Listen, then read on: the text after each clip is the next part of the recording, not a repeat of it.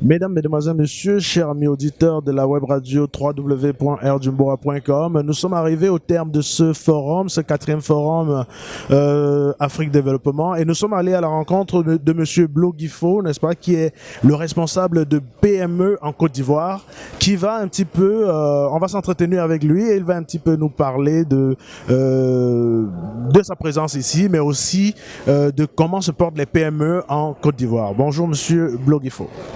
Merci, bonjour. Alors, est-ce que vous pouvez nous dire pourquoi vous avez été présent ici, vous avez tenu à être ici au quatrième festival, au quatrième forum Afrique Développement, et comment est-ce que les PME se portent actuellement en Côte d'Ivoire? Merci. Je suis présent au 4e Forum Afrique Développement parce que j'ai été invité justement par la banque Attijarius Wafa Bank pour prendre part donc aux travaux de ce forum.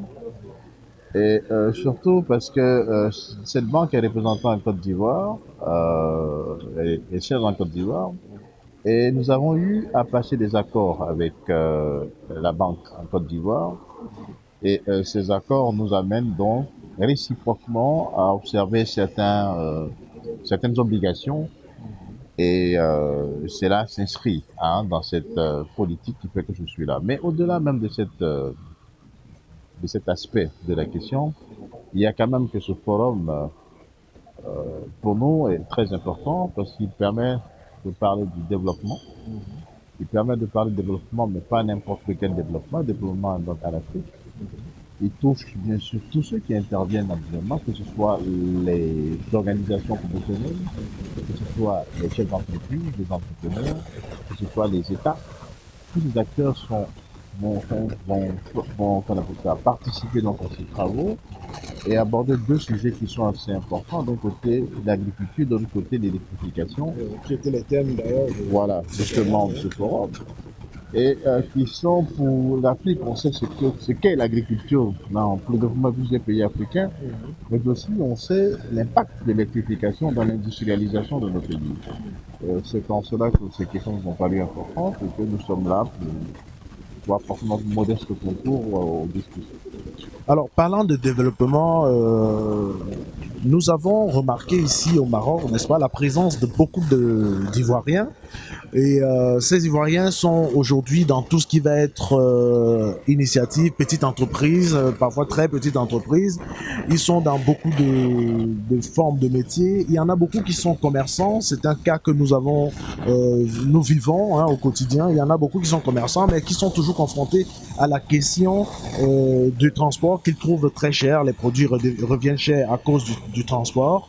Et nous posons la question de savoir que fait, par exemple, le gouvernement ivoirien par rapport à cette situation. Il y a beaucoup d'Ivoiriens qui veulent vraiment s'en sortir ici, qui essayent d'entreprendre des choses allant dans le sens, n'est-ce pas, de cette coopération sud-sud. Donc, entre le Maroc et la Côte d'Ivoire, ils essayent de mettre sur pied quelque chose. Je prendrai l'exemple, par exemple, sur les Sénégalais qui ont récemment reçu un fonds d'aide de leur gouvernement.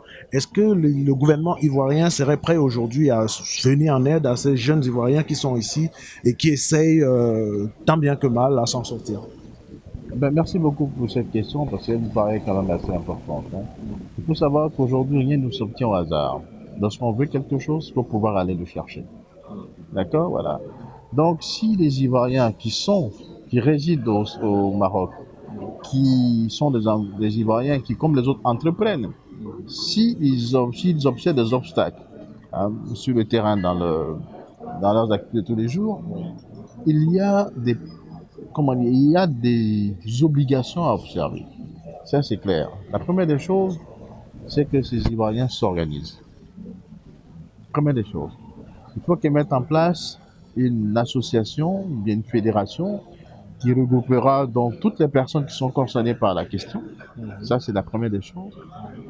Il faut que cette organisation soit véritablement représentative, que ce ne soit pas une organisation dans laquelle on n'aura que 10 ou 5 ou 15 personnes. Il faut qu'en face, on sache qu'elle représente une force.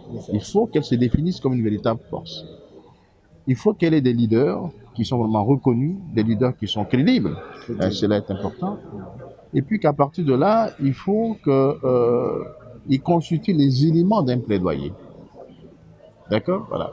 Il faut construire les éléments d'un plaidoyer. C'est-à-dire qu'ils sont organisés, il faut qu'ils savent poser leurs problèmes. D'accord? Clairement, leurs problèmes. Et maintenant, à partir de là, il faut qu'ils soient en mesure d'identifier en face d'eux les interlocuteurs. Il faut, qu'ils se forcent des alliés. Parce que, en fait, comme je disais tout à l'heure, tout s'acquiert. Ça ne vient pas comme ça. Donc, il faut aller chercher. Il faut aller monter, il faut aller chercher, mais on ne va pas chercher dans le but de dire on va se bagarrer. Non. C'est une stratégie qu'on met en place. Et la stratégie va consister dans un premier temps d'abord à savoir quels sont ses alliés. D'accord? Quels sont ceux qui peuvent nous comprendre, qui ont un certain aura, et puis peuvent nous accompagner dans notre politique. D'accord? Ça, c'est une démarche. Et maintenant, quand cela est fait, il faut concevoir son plaidoyer. Il faut l'écrire. Il faut présenter quelque chose qui soit solvable. D'accord? Voilà. Et quand on a ça avec son plaidoyer, maintenant on voit en face quels sont ceux vers qui on doit aller.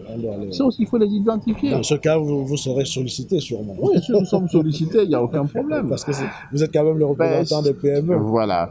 Parce que quand je dis il faut voir vers qui on peut aller. Voilà. Aussi bien au niveau du Maroc qu'au niveau de la Côte d'Ivoire. Il y a des outils qui existent, il y a des instruments qui existent. Il y a en Côte d'Ivoire aujourd'hui la volonté réelle manifestée d'abord par le président, mais aussi ces instructions fortes données à ses ministres pour accompagner justement les PME. Effectivement, ça se voit déjà dans plusieurs démarches que la Côte d'Ivoire fait. Nous avons vu les représentants ivoiriens plusieurs fois dans des forums ici pour essayer effectivement de valoriser le pays. Et nous sommes restés un petit peu sur notre fin parce que nous voyons qu'ici, au niveau même de la population ivoirienne, ça ne bougeait pas. Donc maintenant, vous expliquez qu'il faut vraiment déjà qu'ils s'organisent. On ne peut pas deviner si eux-mêmes ne viennent pas vers les personnes. Effectivement. Il faut qu'ils s'organisent, qu'ils fassent un plaidoyer et qu'ils soumettent au gouvernement pour qu'il y ait une réaction. Donc je pense que pour les chers amis ivoiriens qui sont avec qui nous partageons le royaume aujourd'hui, vous savez ce qu'il vous faut actuellement, c'est de vous organiser et de faire un plaidoyer. Et le gouvernement ivoirien s'est dit prêt donc à vous écouter et par la voix de monsieur Bourdifo, nous espérons que cela doit être fait et que bientôt vous aurez sûrement une subvention, c'est ce que nous souhaitons, comme l'ont eu les Sénégalais récemment. Oui, vous savez, la subvention des Sénégalais n'est pas tombée du ciel. C'est sûr que et d'abord, c'est un peuple qui est organisé. Les Sénégalais, on les connaît très bien. Il y a une solidarité forte entre cette communauté-là. Voilà. Et en face d'eux, il y a des interlocuteurs aussi. Donc, leurs attentes sont obligatoirement satisfaites. Vous voyez ? C'est la même chose qu'il faut y aller. Il n'y a pas de hasard. Donc aujourd'hui, vous appelez à la solidarité ivoirienne et pratiquement africaine. C'est un passage obligé, solidarité ivoirienne, solidarité africaine. Ce n'est que dans l'union qu'on est fort. D'accord ? Sinon, autrement, c'est une perte d'énergie. Et pour rien du tout. Merci, M. Bloguifo, d'avoir répondu à nos questions et à très bientôt. C'est moi qui vous remercie.